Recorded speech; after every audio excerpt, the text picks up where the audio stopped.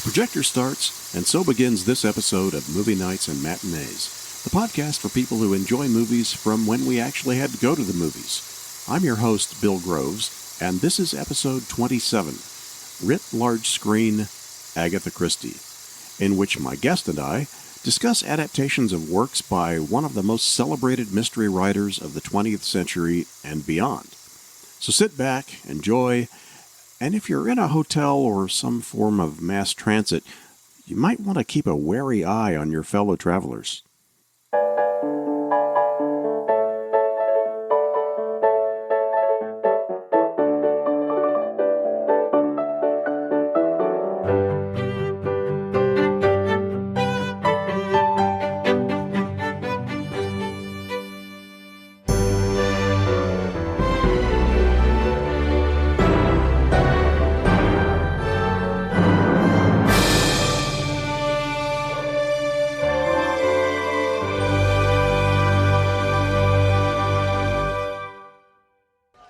You're always in the right place to hear threats and plots, Monsieur Poirot.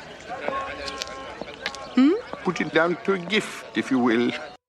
Hi, everybody. Thanks for listening. You know, lovers of murder mysteries will be well familiar with the name Agatha Christie, whose works have given countless readers their suspense fix for over a century. In short order, her writings began to have the same effect on theater audiences and inevitably movie audiences as well. Joining me all the way from the UK is author Mark Aldridge, whose book, Agatha Christie on Screen, documents the adaptations of her stories, novels, and plays to both the big and small screens, though our conversation will, of course, be primarily focused on the big screen. Unfortunately, Jim Reed isn't available to join us today, despite being an Agatha Christie fan, as he's currently occupied with the Kansas Silent Film Festival. Nevertheless, Mark, welcome to Movie Nights and Matinees.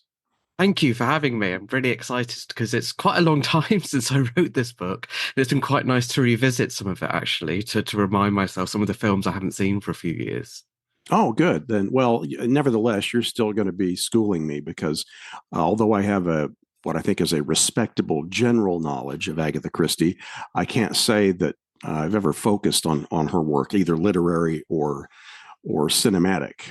In fact, I've only read one Agatha Christie novel, which was a Hercule Poirot, and any guesses as to which one it was? Was it Murder on the Orient Express by any chance? No. This one has not been filmed as yet, and I don't know that it ever will be necessarily. Oh, is it Curtain, perhaps? That's the one. Yeah. All right, but no spoilers here. No. All right. Well, to begin with, why don't you just give us an idea of your general background as an author, as a person, and so forth. Let's get acquainted. Sure. I was born in Devon in the UK, same county as Agatha Christie was born. And when I went to university, I studied English literature and film and eventually did my PhD about the early years of television in the UK. It's basically the invention of television in the UK. And so that's sort of been my crossover for a long time, really. Screen histories, literature, and film. Just generally. So Agatha Christie on screen, looking at the history of that, really was a nice link up for all of the things that captured my interest. But I mean, I've been an Agatha Christie fan forever, really, but I'd sort of avoided writing about her for a long time because I didn't want it to become work. You know, if you really love something, you don't want to make it something that's a chore. But thankfully, it's never quite worked out like that because, well, it's interesting, Bill, that you were saying that you're not maybe an aficionado of Agatha Christie particularly. And I always feel sort of no one is because there's just so much.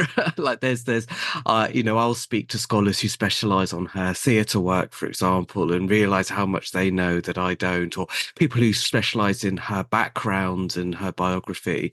And, this is all stuff that I feel I know pretty well. And then you discover someone else really digging deep into things that are brand new. So there's always stuff to discover about her, which is really exciting for me. Yeah.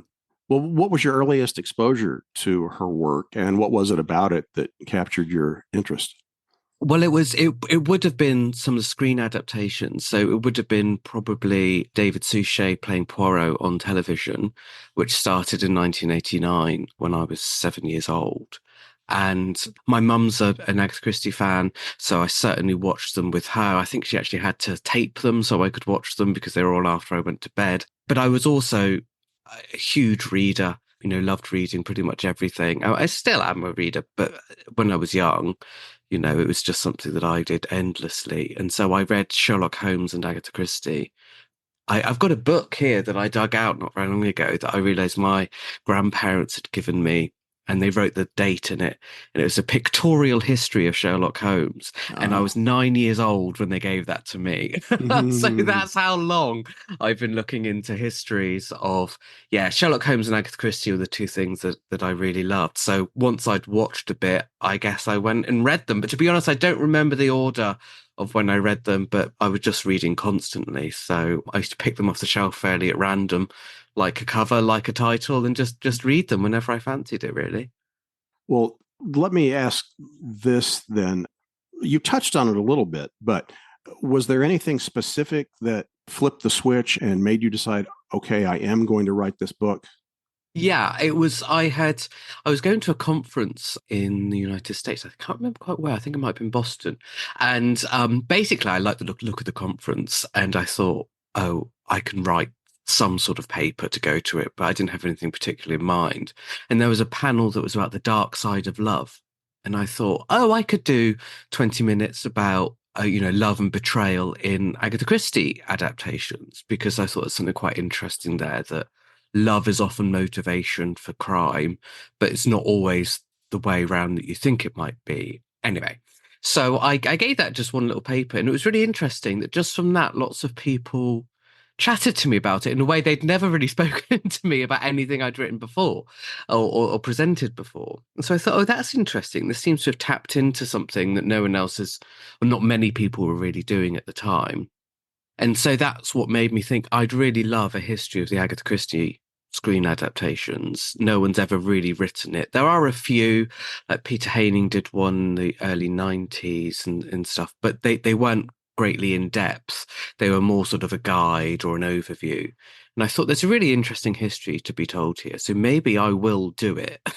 And I just bit the bullet and one day wrote and started to write Agatha Christie on screen and found that the Agatha Christie scholarly community, very welcoming, very open. I mean, it wasn't very large at the time. It's got bigger and bigger since. But there are a few key people, such as John Curran, who's written about Agatha Christie's notebooks, who were really, really helpful and seemed keen on it. And when I spoke to the Agatha Christie estate, they were really helpful, which I didn't anticipate, to be honest, because I thought, Agatha Christie's a multi-billion-dollar industry, I guess, somehow, at least across the years, at least in the millions. Are they going to be bothered and interested in my little book? But actually really supportive. So when I did Agatha Christie on screen, that did, for an academic book, did really well in terms of people being interested in it. And I just knew that I'd found so much more that I hadn't been able to include. And I just thought, well, what I'd really love would be to one day write a collection of books where whatever Agatha Christie book or short story or film you're sitting down to watch, you could turn to it in my collection and you could read a background to it, get a sense of its context, find out anything interesting about it, find out how it was received, and just, the story of it, really. So that's why I wrote a Poirot book. And thankfully, HarperCollins, who are her publishers as well, Agatha Christie's publishers, they were interested in doing that for Poirot's centenary. So 2020 was 100 years since The Mysterious Affair at Styles, the first Poirot novel, was published. So it was nice timing. And so that happened. And it, again, I'm very grateful. It was well received. So I've written a Miss Marple companion, which is out in June this year and is currently, my poor editor is trying to place pictures at appropriate places. And it's all very complicated because I love there to be pictures. Sure. And that makes it quite a lot of work for my poor editor. But we're getting there, I think. So that's it. That's where I'm up to, really. Very good. Well, you mentioned your goal for the book, and that's been realized with me anyway, because although I've been working my way through it and there's so much material in there, I have to confess, I'm skipping parts that relate to television just because I needed to get the movie stuff taken care of. But I'd find myself stopping because also with my preparation, I've been watching some films that I hadn't seen before. So I've been doing that very thing. I get to a point and I start reading about a movie and say, oh, wait a minute, I should watch this one. So I stop, I watch it, then I go back and I read what you've written about it. And so it's enlightening without spoiling anything. Good. Oh, that's what I wanted. Yes, I mean, I actually say not in Agatha Christie on screen, but I say in the Poirot and the Marple book, I've actually got a little notice at the beginning that says you don't have to read all of this and you don't have to read it in order. Like they are to be dipped in and out of. And it's absolutely fair enough that, you might say, or someone might say, oh, well, I'm not interested in the plays, or I don't care about Japanese TV adaptations or whatever. And that's fine. But there are other people who will be fascinated to learn about that and maybe don't want to read about Murder on the Orient Express for the 50th time or something. Yeah. Well, I guess before we dive into the movies in more detail, actually, probably be a good idea. I mentioned that the name is very familiar to moviegoers in general, I think, not just mystery lovers. But as far as the person, the author herself, can you give us a little brief bio of her? Yeah, by all means. So she was born in 1890 in Torquay, Devon. And she lived until January 1976. And I always think it's worth taking a moment to think about if you were to live through a period of history, to go from 1890 to 1976 is a pretty incredible, to go through obviously two world wars, television, film, radio, all being sort of brought to the forefront, and some of them being invented, and just changes in society. If you think I'm going to outrageously plug my own podcast on yours, Bill. Oh, but shame on you. I'm doing a podcast with the writer Gray Robert Brown about Agatha Christie in the 1960s called The Swinging Christies, because she still wrote about contemporary events in society. So in the 1960s, she's still writing mystery novels, just as she had in the 1920s, and they're still set in the present day. And because of adaptations, often setting things between the 30s, 40s, 50s, people don't necessarily realize that. But she was, a woman writing and looking at society in the 1960s when there's youth movements and all sorts of things about fashion and sex and drugs all going on and being much more prominent in society.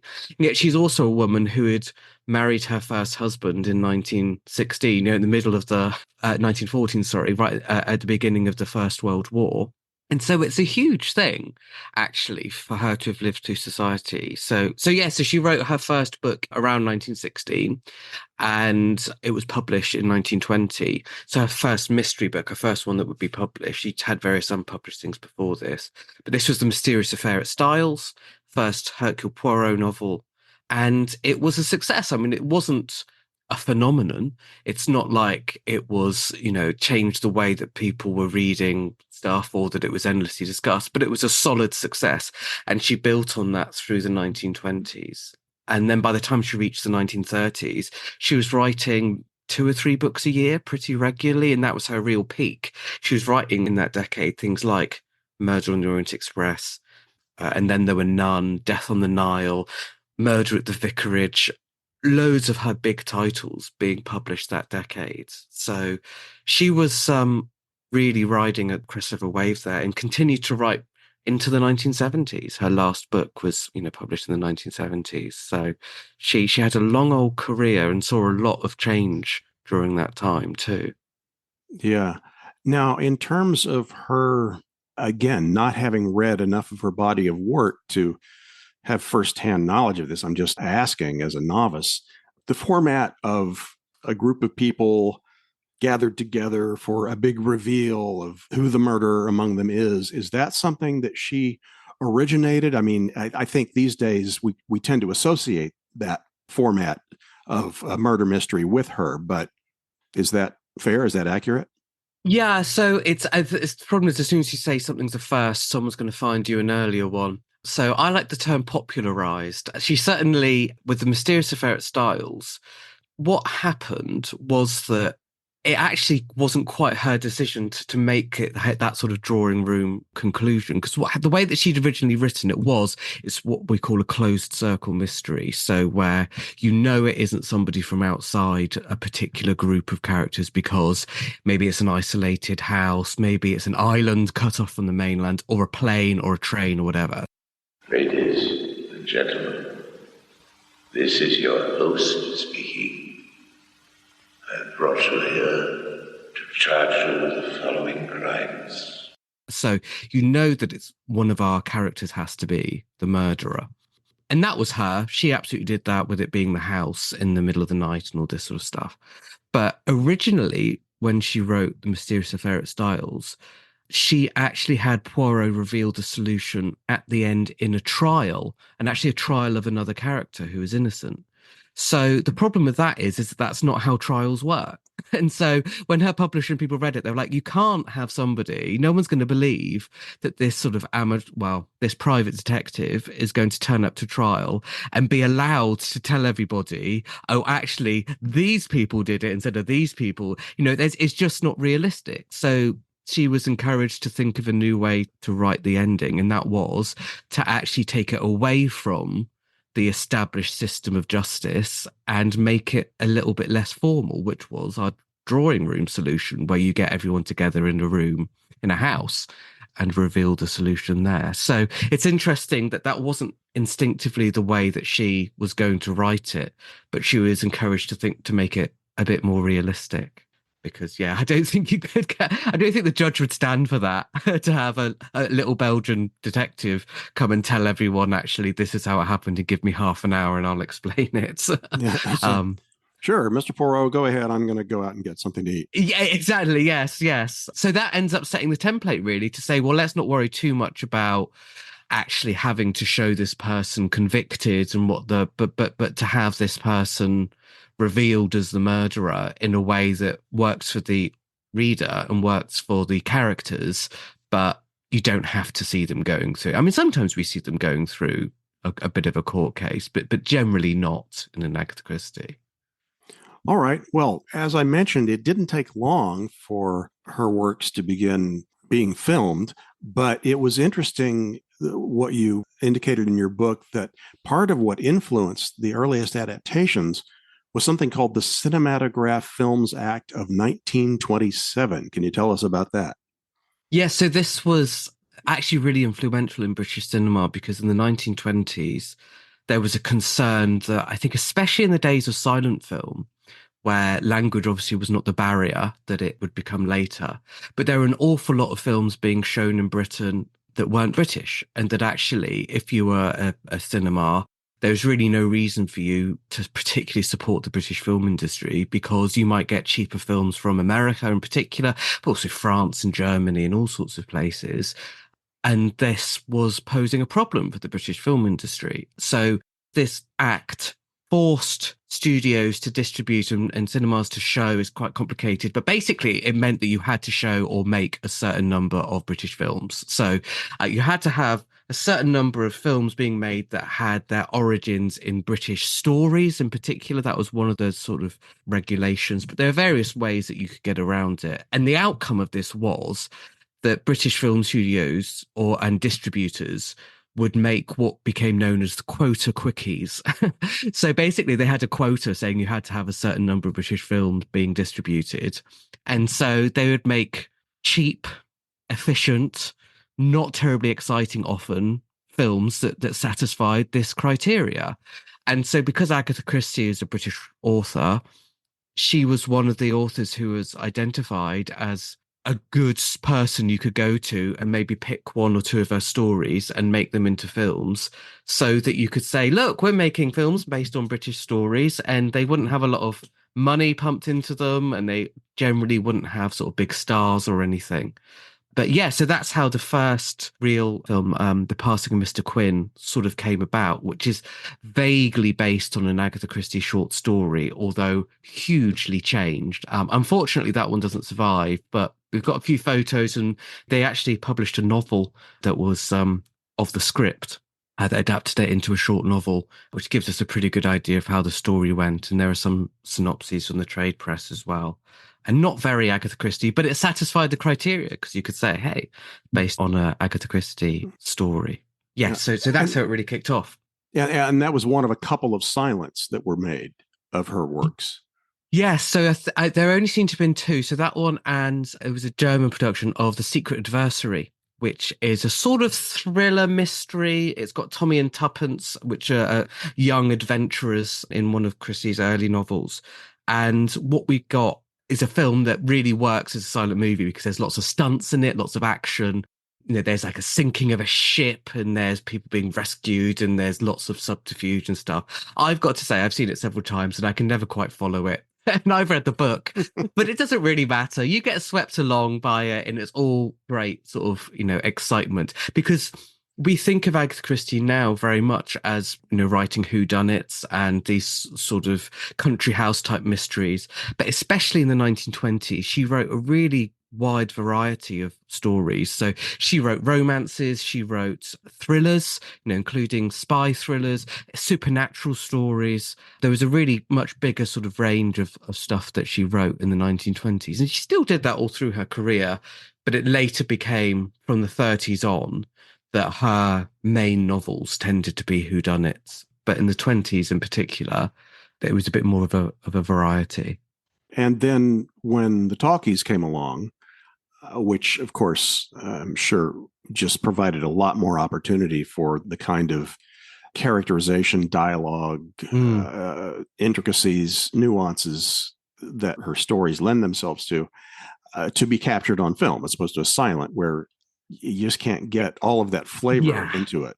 You can't tell a complex whodunit in a silent movie because there's so much of it that needs explanation through dialogue. That's why people who play Poirot and Miss Marple, almost all of them say the same thing, which is that they dreaded filming the last scene of the movie or the TV episode because it always required them to stand in front of a lot of actors and talk for about 10 minutes about how it all works. And obviously in a silent movie, that's quite difficult to get across, isn't it? Yeah, very much so. But the first talkies, in fact, were Poirot. There was a trilogy of them. Yeah, so these were, again, starting really as quota quickies. So 2 in 1931 and then 1 in 1934. The first two were Black Coffee and Alibi. And these two movies were based on plays, one of which was an original Agatha Christie play, and one was adapted from The Murder of Roger Ackroyd. So they're sort of already existed in a form that could be translated to the screen fairly straightforwardly. And then those two don't survive, unfortunately. But the third one, which is based on Lord Edgware Dies, which at that point was only a novel, that one does survive, and that gives us a sense. There's Austin Trevor, who was quite a young man, really, to be playing Poirot, and he doesn't have a moustache, and he's French rather than Belgian, which Poirot would be absolutely horrified by. Do forgive me for butting in, but I've had a bet with my daughter here that you're Hercules Porridge, the famous French sleuth. Not quite. I'm Hercule Poirot, the famous Belgian sleuth. Although in those stage ones, one of them refers to him as French as well. So that seems to be Poirot off the page, seems to be French. And certainly the one that survives, Lord Edgware Dies, it's sort of fine, but it's quite static. It's quite talky, but it serves a function in terms of telling the story quite efficiently in only just over an hour. But it hasn't got lots of atmosphere. It's not particularly thrilling, but it's, I guess, an indication of that her stories could work for these talky pictures. And it's funny because Austin Trevor's pretty much forgotten now. Fair enough, it's a long time ago.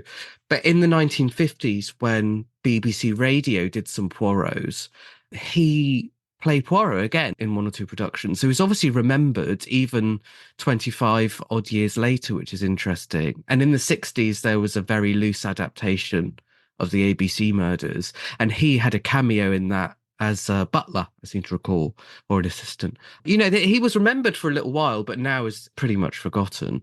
Yeah, I actually watched Lord Edgware Dies recently in the lead up to it's available on YouTube. It's got a time code up on the screen. Yeah. So if you're not distracted by that, but a couple of things stood out in that one. First of all, it starts out and the opening scene is at a party and there's music playing. And for one thing, the sound wasn't great. It was still in an era where there wasn't a lot of sophistication to the sound quality. And it's amplified by the fact that you've got this music playing. Then, of course, you've got Austin Trevor doing the dialect. And as it is, okay, I'm, American. So although I'm pretty good at handling dialects, there's still it's unfamiliar enough that when you add the music and the audio quality, I could not wait for them to get away from that party scene where I could understand what the heck anybody was saying. I was picking up very little of the dialogue. Thought I spotted you, Monsieur Poirot. Ah, the good chef.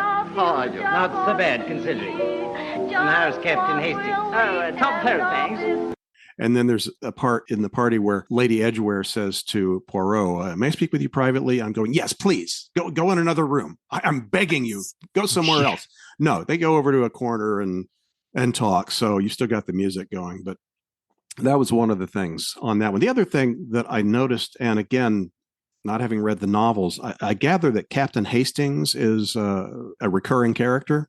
He is. Yeah, he actually narrates a lot of the early novels. So he's someone who is, a close confidant of Poirot, yes. But he's not like this one. Right. He's very much, yeah. He's basically a boob. Yes, yeah. And treated as such by Poirot. What brings you to see us? I'll tell you that in a word. Murder. Murder? Yes. Lord Edgware was killed in his house last night, stabbed in the neck by his wife. By his wife? Yes? How do you know that it was his wife who killed him? She was recognized. Recognized? Yes. Not much concealment about it either. Lady Edgware drove up in a taxi. A taxi? Hastings, I beg of you, do not repeat everything that the good chap says. It creates the irritation. And you know who he reminded me of? Now, I think I read in your book, there was some comparison to Nigel Bruce's Watson, but he goes beyond that. Who he really reminded me of more was, if you've seen the Charlie Chan film, The Black Camel. Oh, I haven't. He has a Japanese assistant named Kashimo that is just goofy and eager and goofy. And that really is who the Captain Hastings in Lord Edgware Dies reminded me of more than anything else. Yeah, one of the reviews calls him the usual silly ass assistant, I seem to remember, which is a really good indication that this was a known cliche, right? That this was the sort of expectation. But it's a real shame because it sort of makes you think, why is Poirot hanging around with this guy? It makes him feel a bit, stupid, really, in a way. But yeah, not funny. That's the problem, isn't it? It's if you're going to do that, at least it should actually want to make you laugh. But it's just a bit annoying, really. Yeah. So then after that Poirot trilogy, then it's just 3 years or so before Love from a Stranger. Yeah. With future Sherlock Holmes, Basil Rathbone. Yeah, we're back in Holmes. Yeah, that's very true. So this is adapted from Philomel Cottage. Is a short story that Agatha Christie wrote, which is about a woman who's wealthy and marries a man who may or may not be out to get her money. And it's sort of, if he is he going to try and kill her? And that's a very good short story, but it was made into a stage play. She actually wrote her own version of it, which wasn't produced. And then that was adapted by Frank Vosper, who made it into a very successful stage play. It's very much in the Gaslight mold. I think I make comparisons in the book, but it's not a very original or sophisticated argument to say it's basically Gaslight. It's very, very similar. But the whole Bluebeard thing about, a woman being imperiled and that maybe her husband or whoever is out to kill her for some reason. Interested in criminology? Oh, yes, I am. You'll find some remarkable cases in that book. I've made quite a study of crime myself. Happen to have this book in my own library, just published. Picked it up only the other day. Really, did you? What do you think of the Fletcher case? Extraordinary, wasn't it? 3 women. Must have been pretty relentless. Or mad. He could have been mad, you know. Oh, undoubtedly, he was mad. Then how do you account for his brilliance? Escaping the law. Turning up here, there, everywhere. Hello, where's Fletcher's photograph? Photograph? So it's a bit of a funny movie, really, because I watch it and I'm never quite sure what the audience is supposed to make of it, whether you're supposed to think it's a mystery, because if he's not trying to kill her, there's nowhere for the story to go, really. But it never really makes it into that much of a mystery. Did you get the chance to see this one, Bill? I did. And it's funny because this is one of those instances where I started reading about it. And as I'm reading, I'm thinking, just from your initial description of it, okay, I'm thinking Hitchcock's Suspicion. And then moments later, I read, you make the comparison to Suspicion. And I thought it was interesting. And maybe this is another technique of hers, is that there's an evolution during the film of it being one type of story and transforming into another, because by the end of it, I'm thinking of things like Gaslight and also even more contemporary thrillers like Wait Until Dark. Mm, mm. Yeah, I agree. It's interesting because for me, it's obviously it was actually a very successful film, or in its own right. It wasn't like a blockbuster, but it did well, and obviously the play had done very, very well.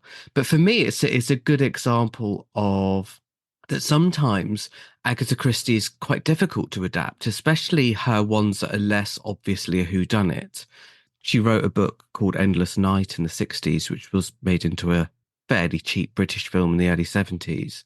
Where that's quite a similar story, where it's sort of there's a young couple who get together and married, and she's very rich, and terrible things, seem to be happening. There's a curse that seems to happen. But you're sort of watching it as a film going, well, what is this film?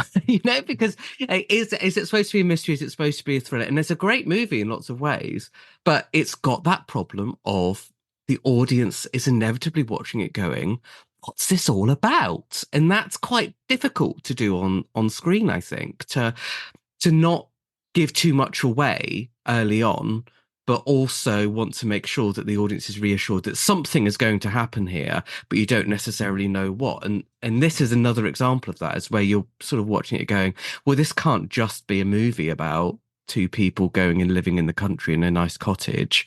Surely this has got to go somewhere. And so I think it's quite tough to do that. Yeah. And well, mentioned Suspicion. And then again, I made the reference to Wait Until Dark. I also think of the other Frederick Knott play, Dial M for Murder, which was adapted by Hitchcock. And that got me thinking, gosh, what if Hitchcock had ever directed an Agatha Christie story? What would that have been like? And you indicated in the book there were a couple of near misses on that count. Yes, it's interesting. It would be lovely to think how that would have developed. When Dial M for Murder was playing on the London stage, obviously pre the film, press cuttings about it and witness for the prosecution was sent to Alfred Hitchcock to basically say, these might be your sort of thing. Do you want to investigate either of these for making it a film? And he went for Dial M for Murder, which is interesting, which I don't think, I mean, I am biased, but I don't think it's a patch on Witness for the Prosecution in terms of story, but I also think it's a much more Hitchcockian one than Witness for the Prosecution. So I think he probably jumped the right way for him. There's also a short story called Accident, which they tried to get for Alfred Hitchcock Presents. And obviously we don't know whether that would have actually been, because he did direct some of those, but lots of them he didn't. So we don't know whether that would have been one that he actually directed or not. But that didn't happen because it was at the wrong time. It was when they were doing this big deal with MGM that tied up most Agatha Christie stories. So yeah, a couple of near misses. It's an interesting what if. And actually, I guess I'm anticipating your point here, Bill, but this absolutely Love from a Stranger is one of the ones that you could see it being a Hitchcock one because of things like Suspicion. Sure. And that one was remade. What was it, a decade later or something like that? Yes, yeah. It's one of those ones that's weirdly, it's a bit more difficult to find the remake. There are actually loads of versions. I would say that Love from a Stranger is probably the Agatha Christie story that has been filmed the most times because obviously those couple on film, but it was used for television for years, not just in the UK, in America, in Europe, lots of places, because it's actually a pretty good hour-long story. If you're going to make it for TV, you can do it in 60 minutes very nicely. Small cast, only 2 or 3 sets, very straightforward. You've got a good thriller on your hands. So yeah, funnily enough, a story that very rarely has Agatha Christie's name attached to it ends up being one of the ones that certainly in the early decades is definitely the one that was filmed the most times. By now, perhaps maybe not quite, but certainly up to the 1960s or so was the one that was seen most often on film and TV screens. And then, of course, we jumped ahead to that remake, which I guess was 47. But prior to that, in 45, that's when we get one of the really big Agatha Christie films, stories, and remade a number of times itself. And then There Were None. Yeah. So, and then There Were None comes around every sort of couple of decades. So René Clair makes this first version in 1945. So Agatha Christie had written the novel or published the novel in 1939. And a couple of years later wrote it as a play. And the play has, and I don't want to, even for And Then There Were None, I don't want to ruin the ending, but I will warn, I'm just going to give a slight sense of what the ending might be like in terms of tone, which is that the book is very downbeat as an ending. I mean, there's always fairly downbeat. A lot of people die in it. But yeah, got a very downbeat ending, the book. But the play and then the films have a glimmer of hope at the end, shall we say. So there is a bit more positivity, even though lots of people are dead come the end. You say the general was behaving very strangely. Like a man out of his mind. In other words, a lunatic. Righto, the old boy's balmy. Whom the gods destroy, they first make mad. Well, aren't we looking for a lunatic? So there's already a shift there in terms of the way that audiences might perceive things differently on stage or on screen compared to if you're reading a novel, that there are different expectations. There's also the practicalities of how you're going to tell the ending of this story if you make it very downbeat. I say I'm not wanting to give away the specifics of the ending, but you want there to be a way that it can be explained more clearly. And it has been suggested that part of this was because of the war, that if you're going to see a play during the Second World War, perhaps you might want it to not be so downbeat at the end.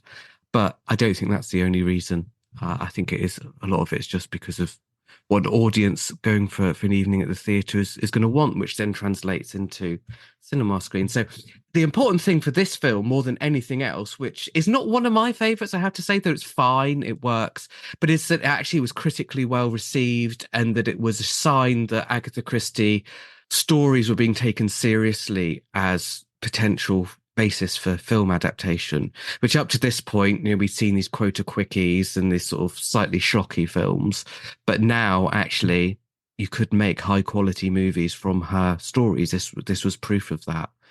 I know the trend tended to be this as it was remade as 10 Little Indians, or in some cases, 10 Little Indians was the US title as opposed to in the UK, but it became known as, it would be an all-star cast type thing. And I think that was true of, and then there were none, the 1945 René Clair version, was it not? Yes.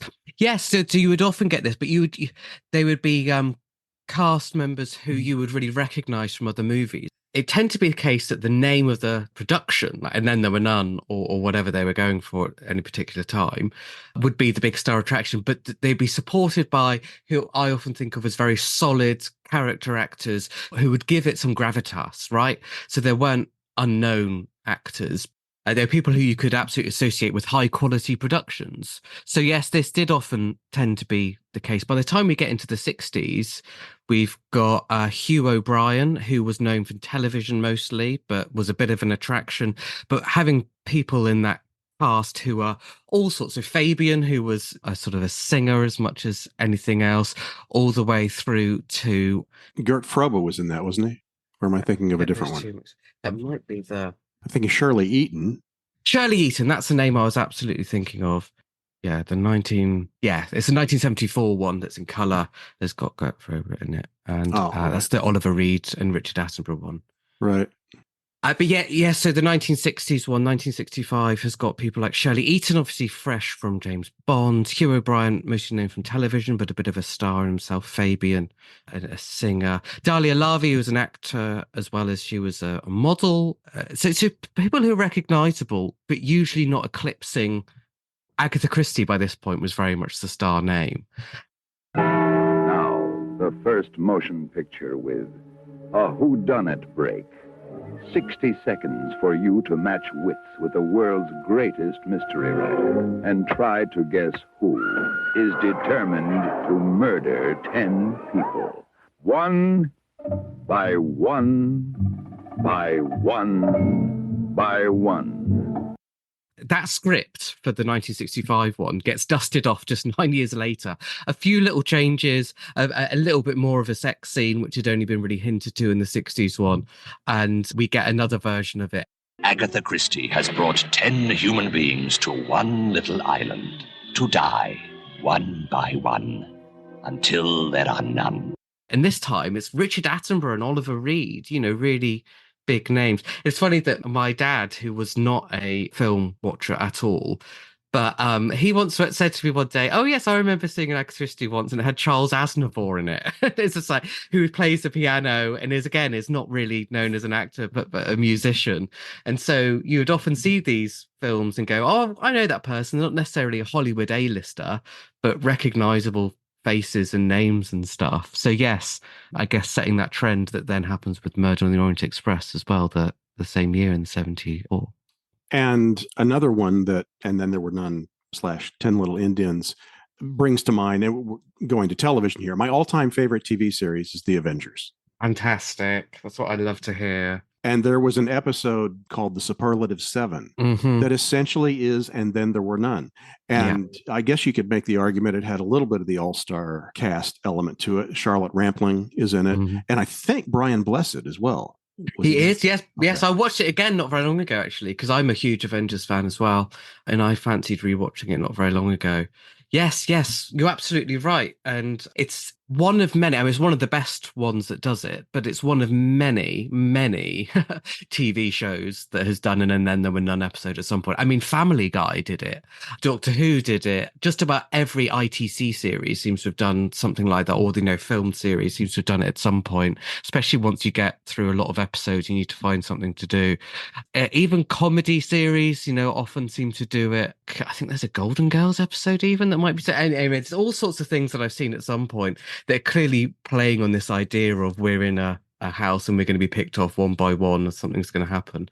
What I am going to slightly ruin Superlative 7 for anyone who hasn't seen it, so block your ears for 30 seconds if you're not going to see it. But it does do something that Agatha Christie and detective writers of her era went against the rules that they agreed to, which is we have twins, Bill, don't we, at the end, which is one of the cardinal sins of detective fiction. She did actually do it once or twice, but only in short stories where it was a little bit of fun. And when she did have twins in novels, it was never just like, haha, as a surprise reveal at the end that there is a secret twin. But it still works, doesn't it? Especially in that. I love that episode. It's there's an ongoing clue to that fact, but you don't necessarily, or at least you're not supposed to realize it until the end, that the clue has been there right in front of you the entire time. Yes. Yeah. No, that's a really good and really atmospheric, that episode as well, like all the best And Then There Were Nones have to be. Yeah. Then the next one and I just watched this one for the first time. I thought maybe I had seen a stage production of it years ago, but at this point, I'm just really not sure that I did. It may just be that the movie was so good that it overshadowed anything I might have potentially remembered from that. And that is Billy Wilder's Witness for the Prosecution. Guilty or not guilty? The answer to that question is the end of most mystery stories. But in Witness for the Prosecution, it is only the beginning of a series of climaxes that I defy you to guess. You'll talk about this picture all right, but you'll never tell the ending to your friends because you won't want to spoil their excitement and their fun. Yeah, just a phenomenally good movie. It does, for me, it does what a good adaptation should do, which is to preserve the brilliance of the original text and add something to it. So all of the comedy, or most of the comedy in it, is a Billy Wilder, invention. Lots of the background character stuff is Billy Wilder, and yet he's keeping the basics of the characterization, the plotting of it, the structure of it is as Agatha Christie presented in her play version. So she originally wrote it as a short story many decades earlier, in the 1920s. Which had the very basics of the story and part of the twist, one of the twists. I'm not going to reveal the twists here because it's such a good movie. Everyone should go and watch it and enjoy it themselves. And then when she wrote it as a play, she added a twist or two to it as well to, make it, I guess, a little bit more substantial. And that is, for me, her stage masterpiece. It's her best play by a mile for me. And then Billy Wilder takes that brilliant play and adds stuff like all of the Sir Wilfrid stuff, the barrister in it, all of this. Charles Lawton's performance was just great. I shall have a very serious talk with Dr. Harrison. It was a mistake to let you come back here. I shall take you directly to a rest home or resort, someplace quiet, far off, like Bermuda. Shut up. You just want to see me in those nasty shorts. He was so entertaining in that, like a humorous take on Scrooge. Yes, yeah, absolutely. And yet not silly. He's someone who can be funny, and yet you could take him seriously as well. You really believe that he is the person for this case, right? That he really is somebody who you want to believe is going to get to the truth of this. Yeah, he's fantastic with Elsa Lanchester as well, of course, his wife, and being such a good double act there. And Marlene Dietrich just being phenomenal in a way that is very difficult to explain until you've seen the movie, but just giving everything that you really want that part to be able to have. For me, actually, that movie, my mum had, recorded off television, and we had on VHS, and that might be the Agatha Christie thing that moved me from liking Agatha Christie to being a fan, because it just, I felt, was so phenomenal. Even though when I was watching it, it was a, 35, 40-year-old black and white movie. That didn't matter. I was hooked from the very beginning, because you want to know what the truth is. So you want to know what the actual reveal is. And dare I say that if you think about it too much, it's actually fairly straightforward. You can actually work out what's going on quite easily. But the amazing thing about the movie is it distracts you from that. It makes you look in different directions. And it's only at the end that you think, there's actually only one way this story could really have gone. And now I realize it. It's so good. I'm really pleased that you enjoyed it, Bill, because there's that terrible thing about people watching movies that you love, and if they come back and say, I wasn't so keen, you take it a bit personally. Yeah. Well, I immediately turned around and got Debbie, my wife, to watch it. It's not the kind of movie she would normally take a proactive interest in, but I told her, I think you'll like it. Let's start it and see what you think. And yeah, it drew her in, and she liked it. It's so good to hear. Yeah. So then we go from that to, and this is where I have nothing to work with. I have not seen any Miss Marple. I was hoping to catch at least one of the Margaret Rutherford films, but I have not managed to do so. The indomitable Miss Marple. The inimitable Agatha Christie. An incomparable combination that signposts murder. I assure you, Miss Marple, that a woman cannot be murdered on a busy train a few minutes before a station without our finding out about it. I'm quite sure you mean well, Inspector. But if you imagine that I am going to sit back and let everybody regard me as a dotty old maid, you are very much mistaken.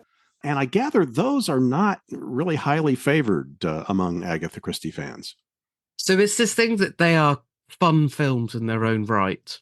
But as Agatha Christie adaptations, especially after the first one, they diverge. So basically, there are four main Margaret Rutherford and Miss Marple movies. So there was this big deal that Agatha Christie made in 1960 with MGM that gave them pretty much free rein to make adaptations of her work.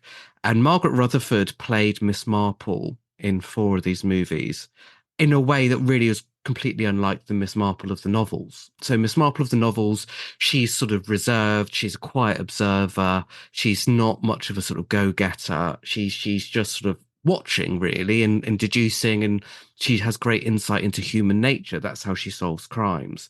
Margaret Rutherford's Miss Marple is hugely entertaining because she absolutely is a go-getter. She is boisterous. She is drawing attention to herself. She's very active in a way that Miss Marple tends to be very passive because she's, say, watching and just taking stuff in.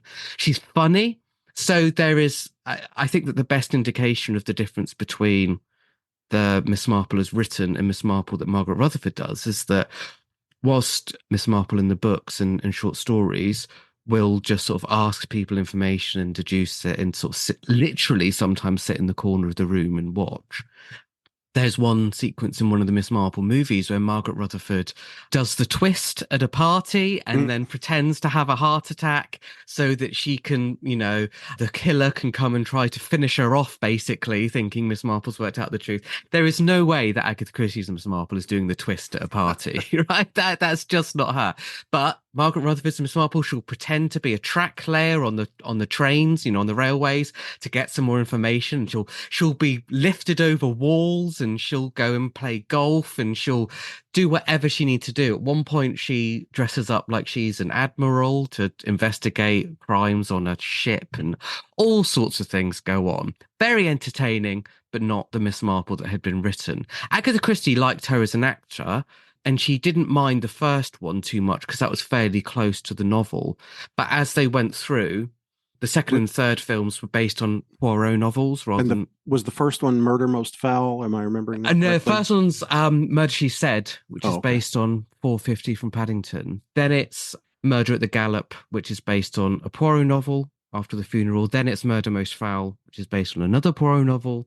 And then the last of them is Murder Ahoy, which isn't based on anything. By that point, Agatha Christie and her sort of family at that time didn't really realise that when they said, please stop making all of these changes to the novels, we can't bear it, they thought the result of that was going to be them not making many changes to novels. Unfortunately, the result was they said, okay, that's all right, we'll make our own stories. And they hadn't really realised that. So there was a lot of upset about that. So Murder Ahoy is not based on an Agatha Christie story at all. And that really was the end of the deal, because nobody particularly wanted to renew it, because Agatha Christie was very upset and MGM were annoyed because they couldn't do what they wanted to do with it. So the deal ended up lapsing a couple of years later.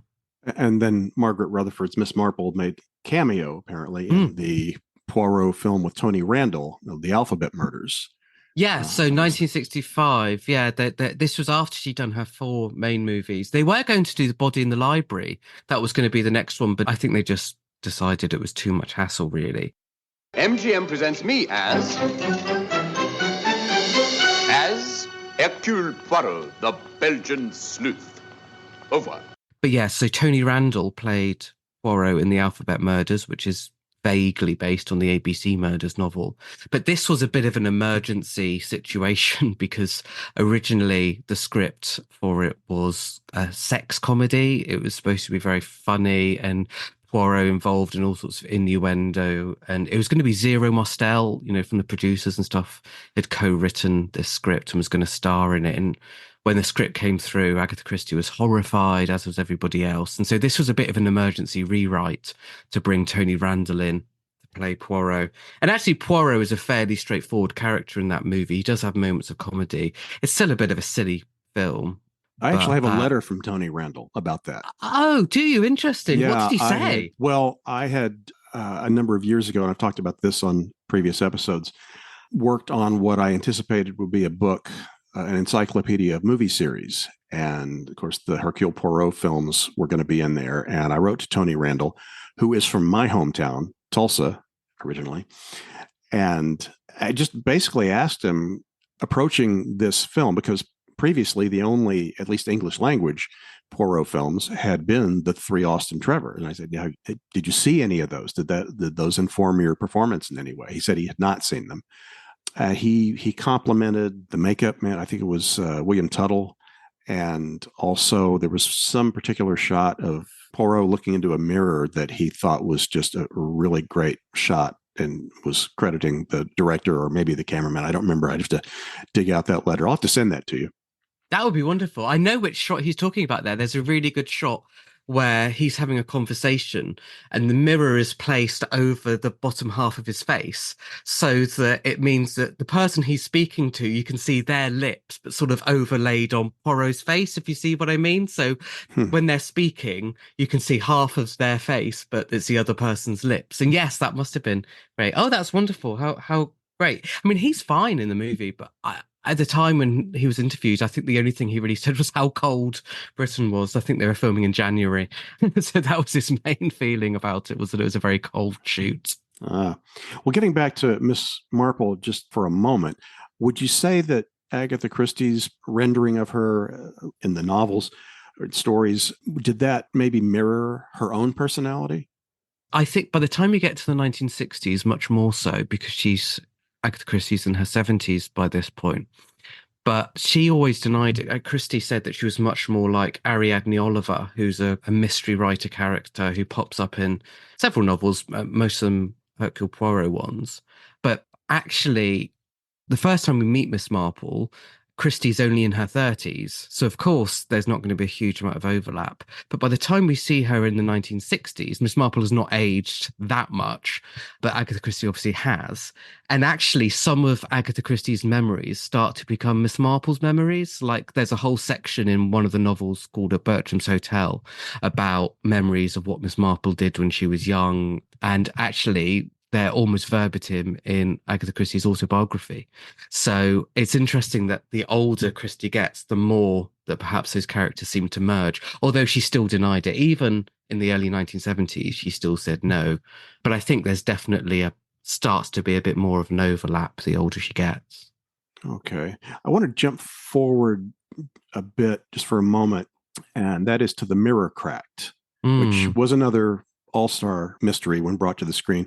And Angela Lansbury plays Miss Marple in that one. Murder is a very dangerous business. If one gets mixed up in it, one must be prepared for the consequences. Yeah, who I adore Angela Lansbury. Absolutely a massive fan. I've got a signed photo right here.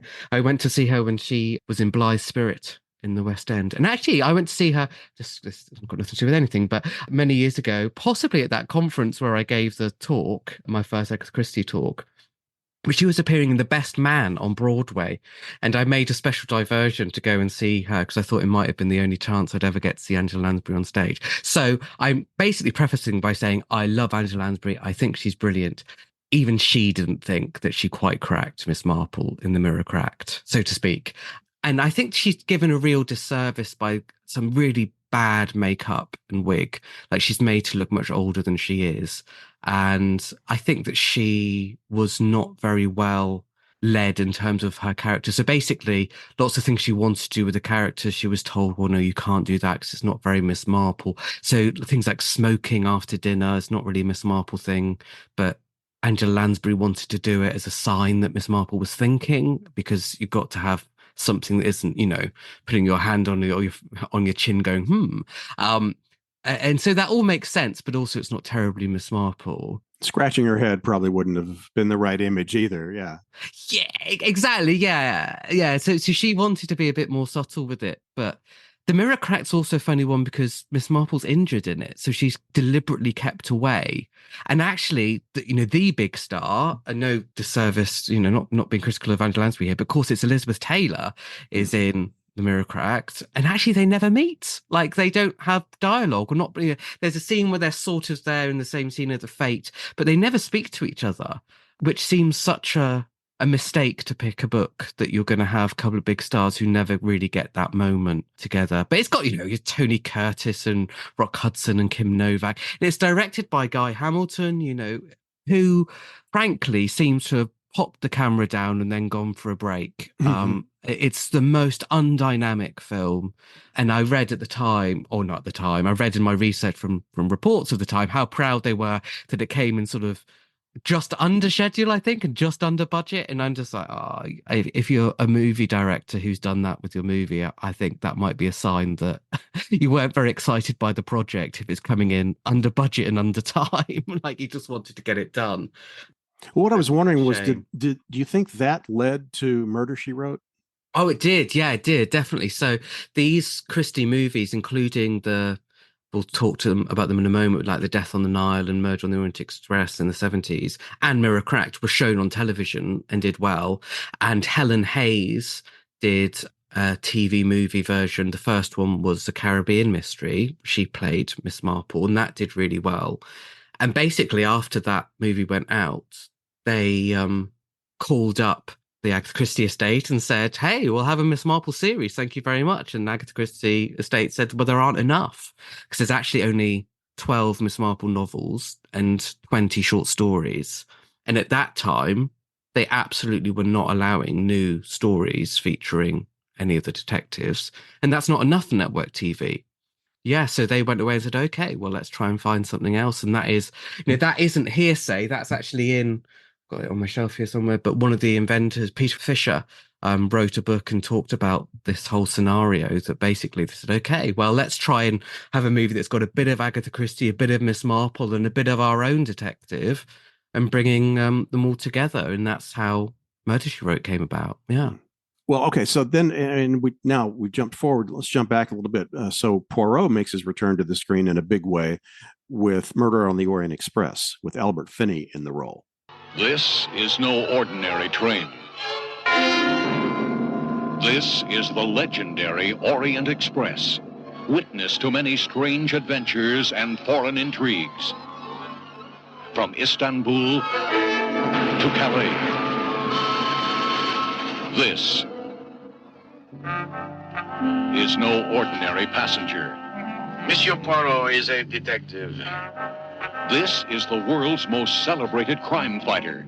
I take a professional interest in crime. Agatha Christie's brilliant Belgian detective. Oh, Belgians? I always thought you were French. Albert Finney is Detective Hercule Poirot. This is no ordinary mystery. I touch nothing. This is Agatha Christie's most perfect crime. Murder on the Orient Express.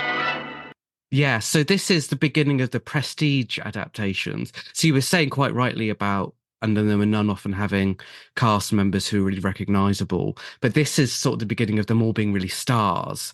And so you've got your likes of your Sean Connery and everyone coming in who you would expect to be leading a movie.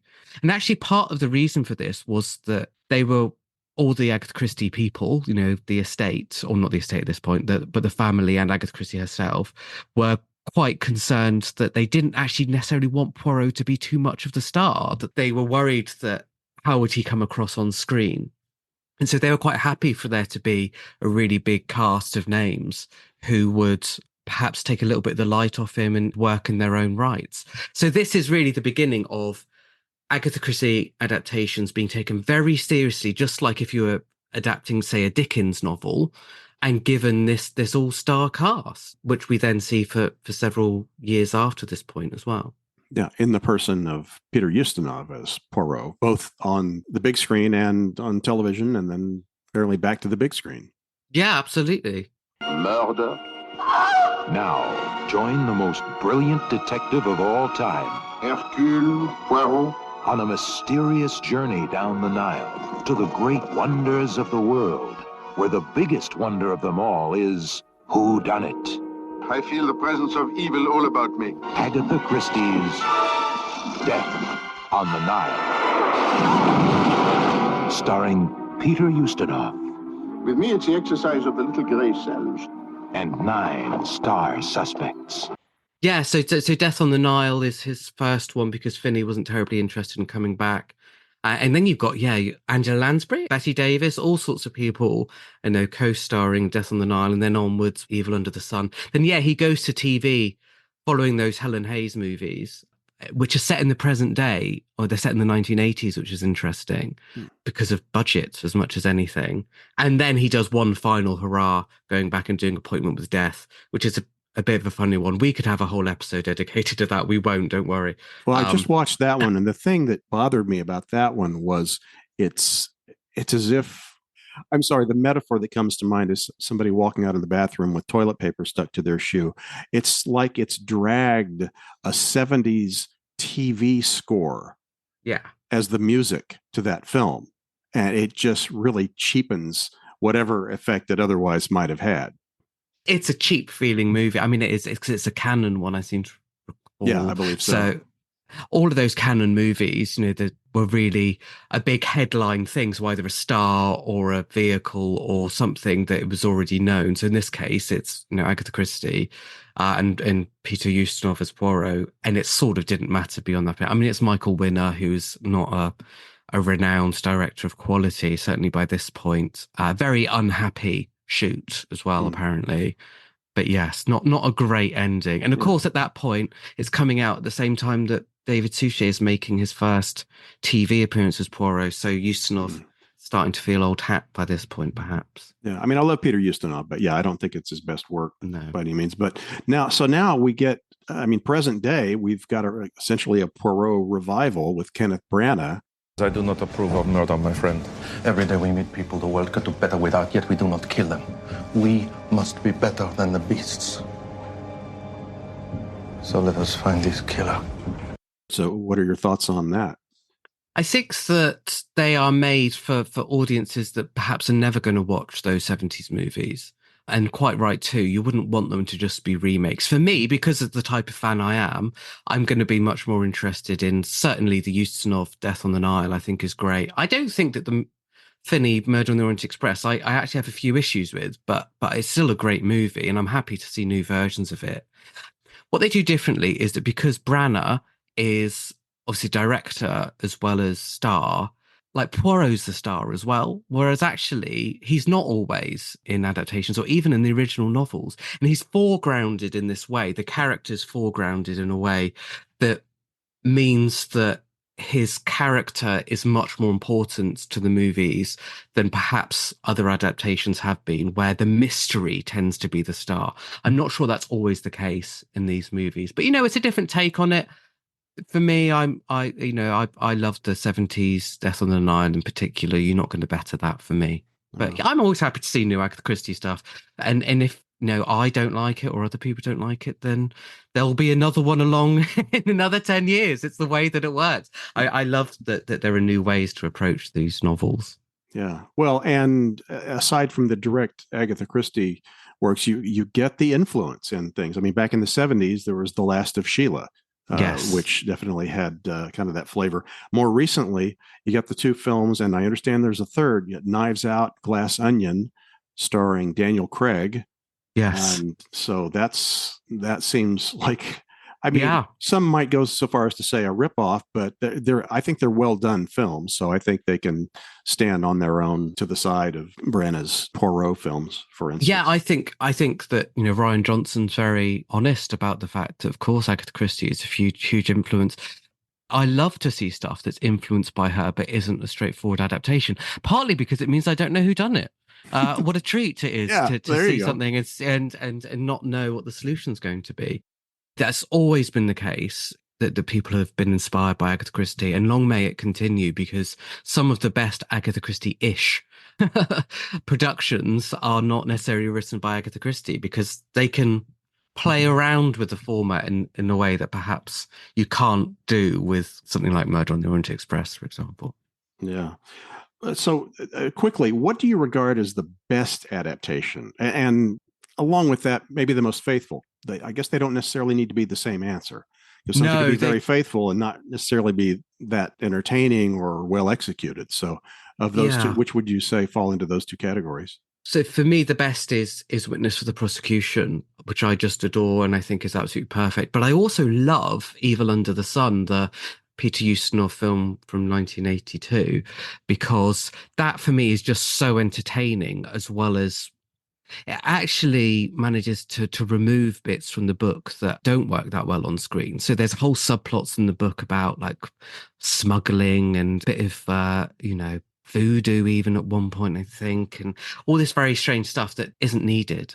And so I love that. That for me, if I'm ever unwell and I want to watch a movie, Evil Under the Sun is my sort of couch, lie down, watch that film. So they're the best. In terms of actually being close to the source material, I think probably Murder on the Orient Express in terms of films is a pretty good shout, the 1974 one with Finney, because they were so nervous at the time to get the rights, and they were not easy to get, that they sort of had to be really close to it. But that doesn't mean that it's just people reading stuff off the page. You get some beautifully cinematic stuff. The flashback at the beginning is wonderful. The score is fantastic, the music. So yeah, you can do it like that and it can still really, really work. I don't think all of her novels would work like that, but that one particularly seems to. Okay.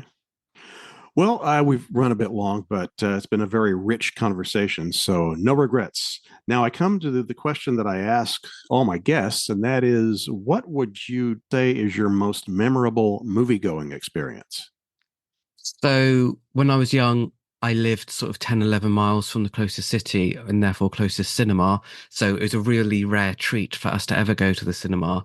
And I have a real strong memory of going to see Jurassic Park, age 11, I guess, with my mum and my sister, my dad. Again, I said before, my dad was not a big film fan. And it was so difficult to get tickets to see Jurassic Park because it was so popular that you had to go and queue. Like, we had to go and stand in line before, which I've never done before or since, to go and see a movie. But that was how popular Jurassic Park was, a couple of weekends in from its release. And I remember seeing it and us just absolutely loving it. It being such a good, jumping at that scare that Jurassic Park is back in business and the dinosaur comes through, and just loving it. But the big memory for me is that it was a lovely day out for my family. But also I remember being, I think, in the car on the way back, and my dad, so this is 1993, just not quite being able to get his head around the fact that it was computer-generated dinosaurs. And obviously, they're not all CGI. There are some practical ones as well, including part of the T-Rex and whatever.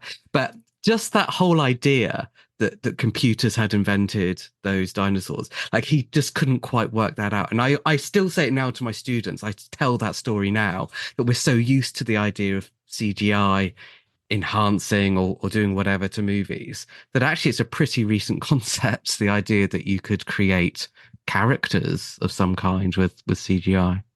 Yeah, I remember seeing that for the first time. It was, I think I may have been, I believe I was still working at Warner Brothers, and I think we'd had a screening of it that we were able to attend. But in any case, I remember walking out of it thinking, well, I guess Ray Harryhausen's out of a job.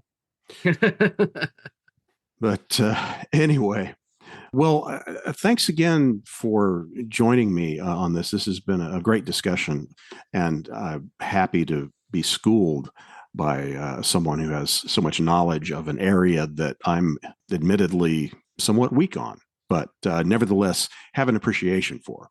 Remind me again, your podcast, when is... The podcast is called The Swinging Christies. The Swinging Christies.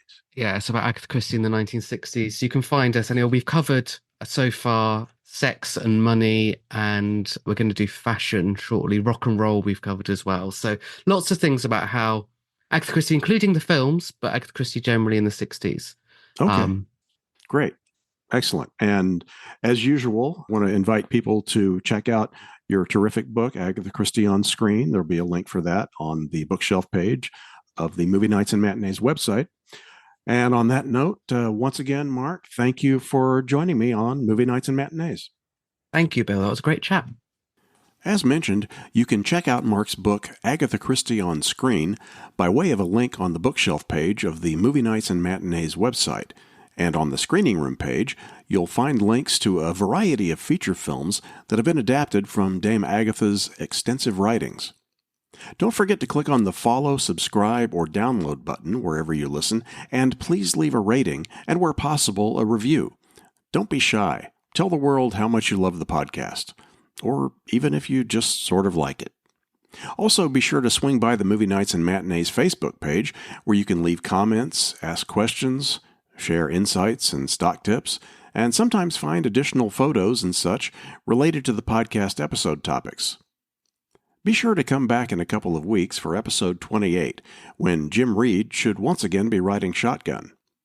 Until then...